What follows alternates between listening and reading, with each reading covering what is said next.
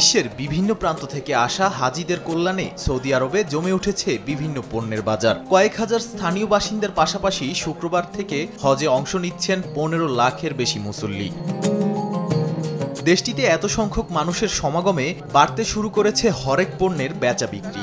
Mecca chamber of কমার্সের আশা, চলতি হজ মৌসুমে বিভিন্ন খাতের ব্যবসা মিলিয়ে আয় হতে পারে 10 থেকে 15 বিলিয়ন ডলার। হজ ও উমরার সময় মক্কার প্রায় সবগুলো আবাসিক হোটেল ও রেস্তোরাঁতেই হাজিদের ভিড় লেগে থাকে।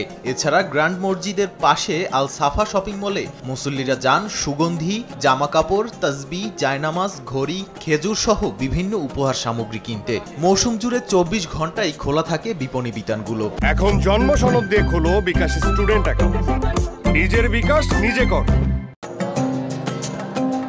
সৌদির ক্রাউন প্রিন্স মোহাম্মদ বিন সালমানের ভিশন 2030 অনুযায়ী দেশটিতে প্রতি বছর 150 মিলিয়ন পর্যটক আকৃষ্ট করার লক্ষ্য নির্ধারণ করা হয়েছে। তেলের উপর নির্ভরতা কমিয়ে পর্যটন খাতকে আরও সমৃদ্ধ করতে চায় মধ্যপ্রাচ্যের এই দেশটি।